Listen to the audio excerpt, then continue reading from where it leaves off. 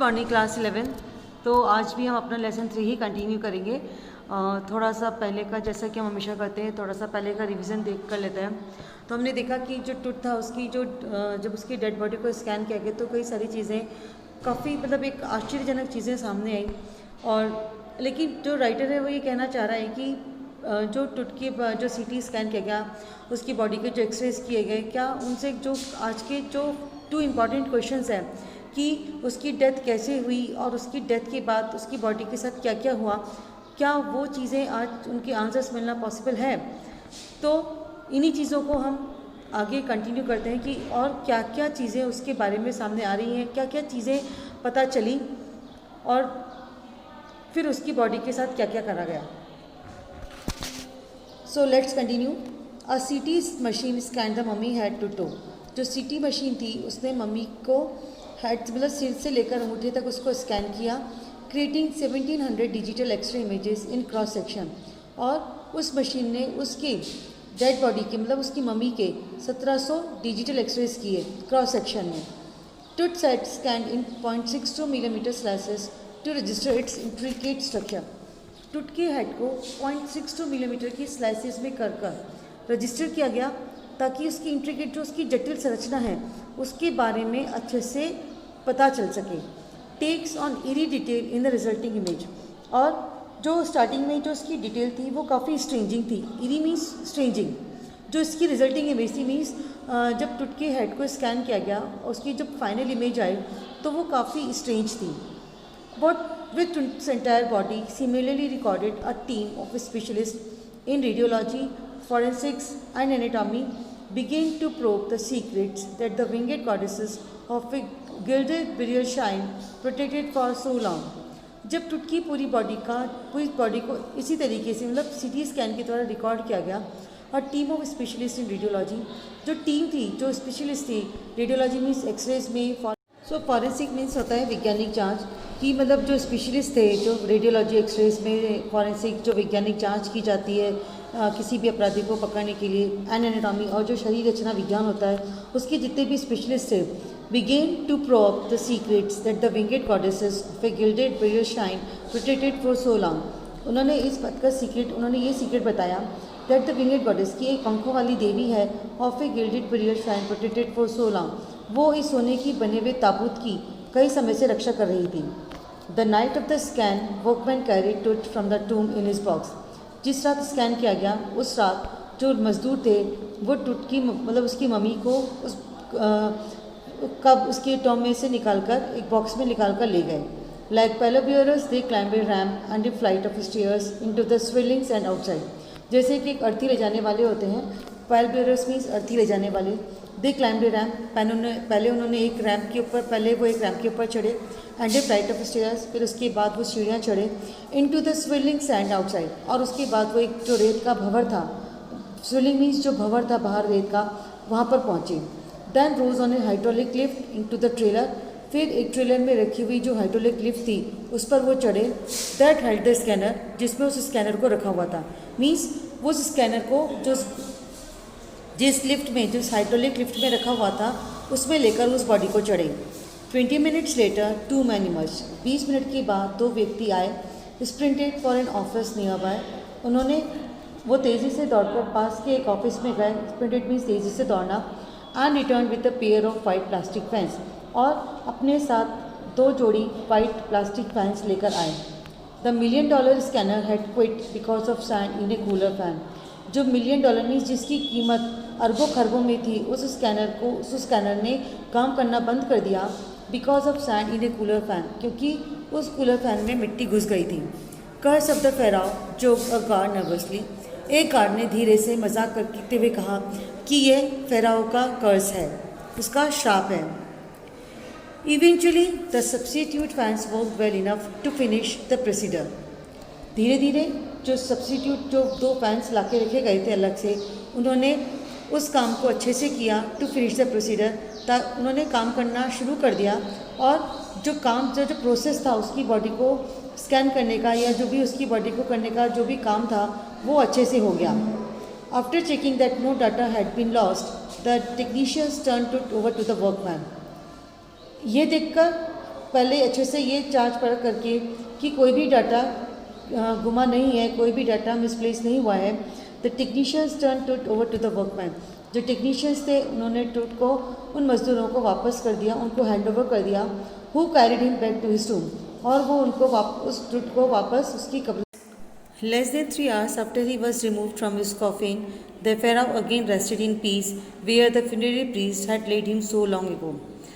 3 घंटे से भी कम समय में उसको उसके कॉफिन में से निकाला गया। जब उसको उसके कॉफिन में से निकाला गया था, the Pharaoh again rested in peace, वापस उसको उसी शांति के साथ दफना दिया गया।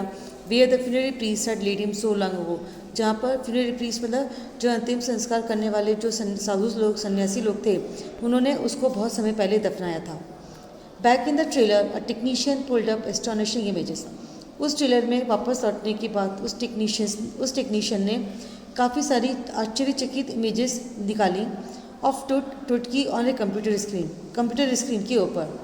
अ grey head took shape from skittering of pixels and the technician spin and tilted it in every direction.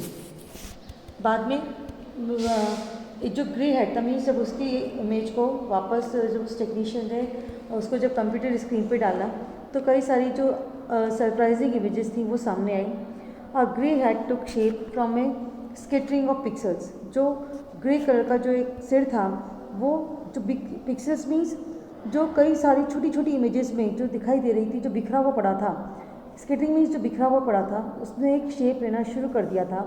And the technician spin and tilted in every direction. और जो टेक्नीशियन था वो उसको हर एक डायरेक्शन में बार बार झुकाकर, टिल्टेड मीन्स झुकाकर, एंड स्पिन मीन्स मूव कर कर देख रहा था। Neck vertebrate appeared as clearly as in anatomy class. जो रीढ़ की हड्डी थी उसकी वो एनाटॉमी क्लास मतलब जो शरीर रचना की जो क्लास हो रही थी उसमें, या जो शरीर रचना की जो समय जो क्लास चल रही थी उसमें उसको साफ साफ दिखाया गया।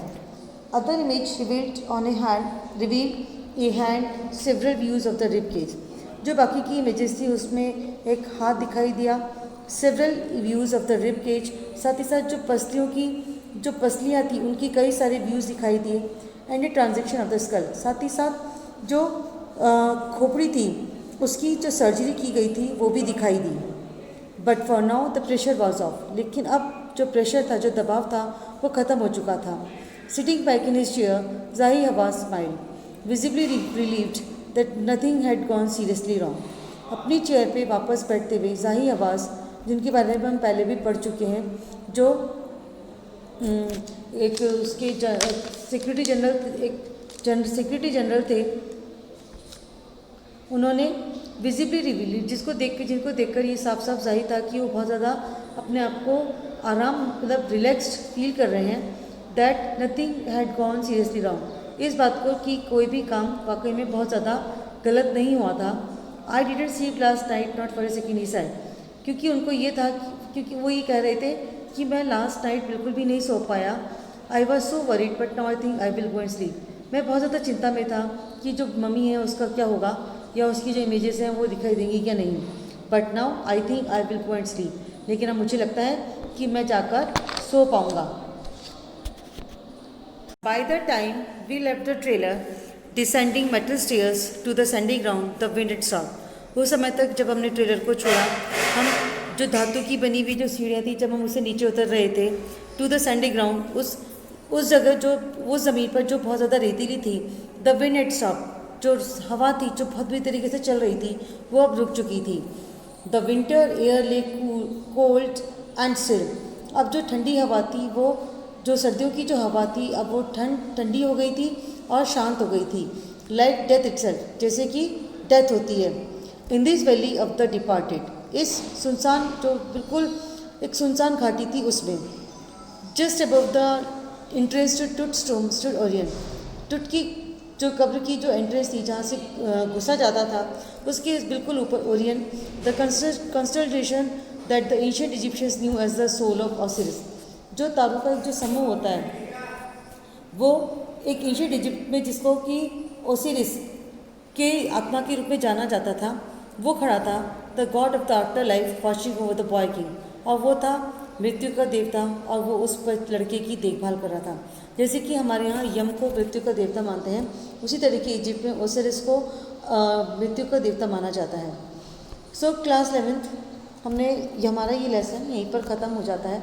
लेकिन जो इसकी हमने लास्ट में जो हमने पढ़ा वो यही है कि जो किस तरीके से जब उसकी इमेजेस को बारीकी से जांचा परखा गया और उसकी बाद में उसकी बॉडी को जब वापस उसी के कब्र में दफना दिया गया, तो जो वहाँ का माहौल था, मतलब जो आसपास का जो माहौल था, जो बहुत ज़्यादा कहना चाहिए कि डरा देने वाला, या कहना कि डरा देने वाला, या हम कह सकते हैं कि जो बहुत ज़्यादा भयंकर था, अब वो पूरी तरीके से शांत हो चुका था, सब कुछ अच्छा था। अब हम ही जो पहले जो हम मानते थे कि जो विंगेड गॉडेस है, जो पंखों वाली जो देवी है, वो उसकी रक्षा करती है, लेकिन अब जो ये पता चला कि जो ओसिरिस यानी कि जब उसको दोबारा दफनाया गया, तो ये जांच मतलब ये सुनने में आया कि जो ओसिरिस यानी कि जो मृत्यु का देवता है, जो गॉड ऑफ आफ्टर लाइफ है, वो अब उस लड़के की, उस राजा था, जो लड़का जो यंग किंग था, अब उसकी देखभाल करेगा।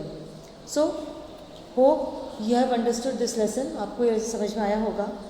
If then also you have queries, अगर फिर भी आपकी कुछ प्रॉब्लम्स हैं, कुछ चीज़ें जो आपको समझ में नहीं आई हैं, you can come to the school on your given time. आपने जो गिवन टाइम में आपको जो दिया गया है, उस दिन आप स्कूल आएँ और अपनी प्रॉब्लम्स को सॉर्ट आउट करें। So thank you, that's all for today.